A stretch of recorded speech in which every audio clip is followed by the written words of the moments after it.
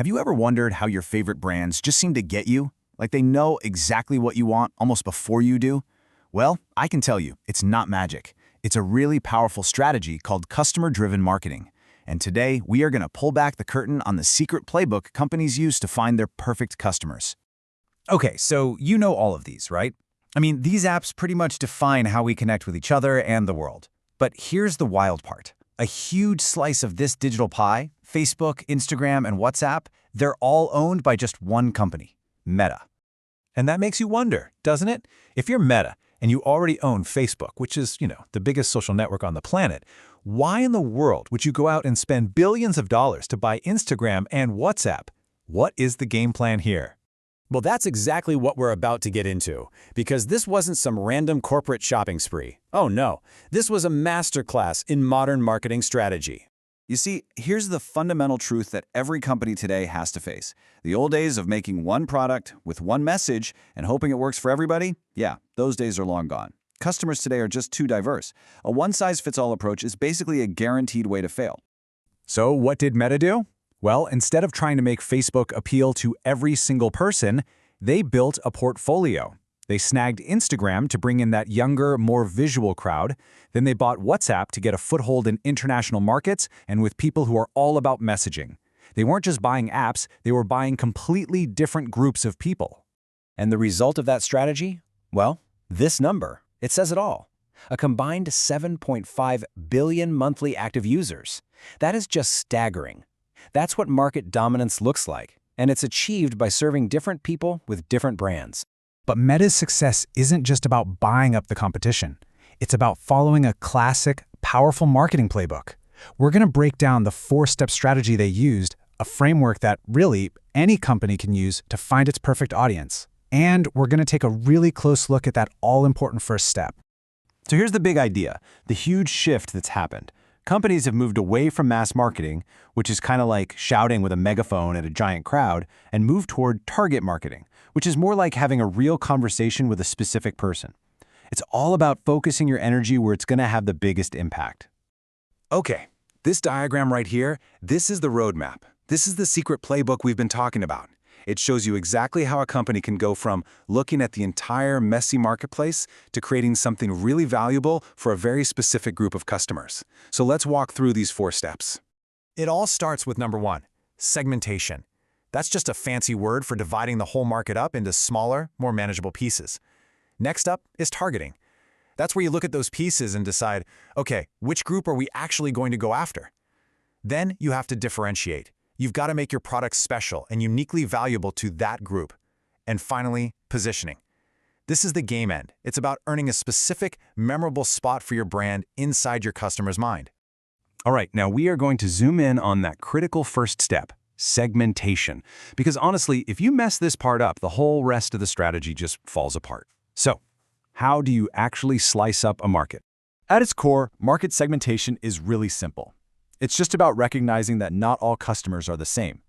It's about looking at a giant crowd, and instead of seeing one big mob, you start seeing the smaller groups within it, people who have similar needs, or live in the same area, or act in similar ways.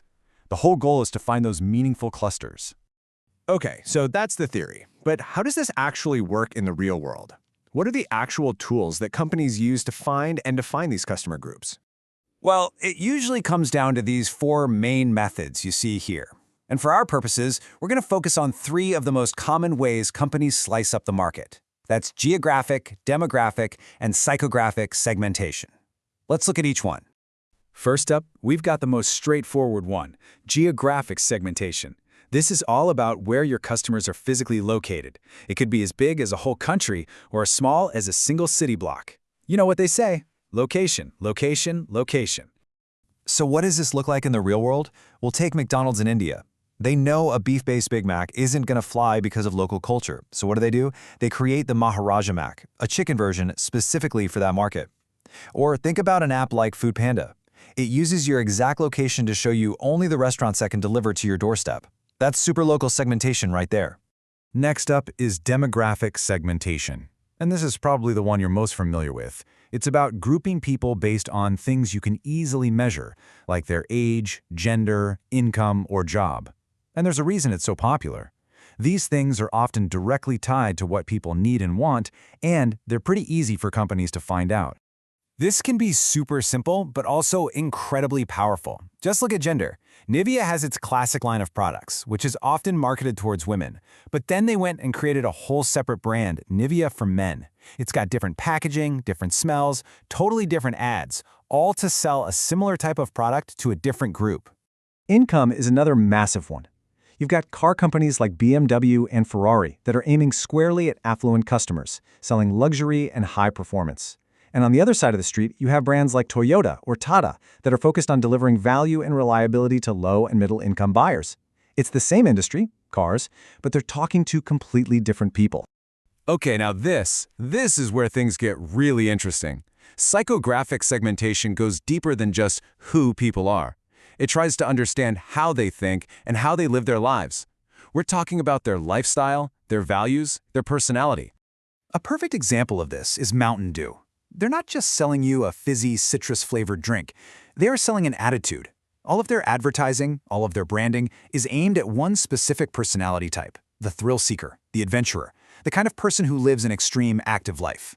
They're not targeting an age or an income level. They're targeting a mindset. So let's zoom back out for a second. We've seen the four-step framework, we've looked at the tactics. But why is all of this so important? Why does this customer-driven approach matter so much in business today? It really all boils down to this massive shift. The old way of doing things was to spray and pray. You make a product and then you just shout about it to as many people as possible and hope someone listens. The new way, the winning way, is to do the exact opposite. It's about first understanding a very specific group of people and then creating something that is incredibly valuable just for them. And that leaves us with one last question for you to think about. Look around at the brands you use every single day. The phone in your pocket, the coffee you drink, the car you drive. Those brands chose you just as much as you chose them. So, based on everything we've talked about, how are you being segmented?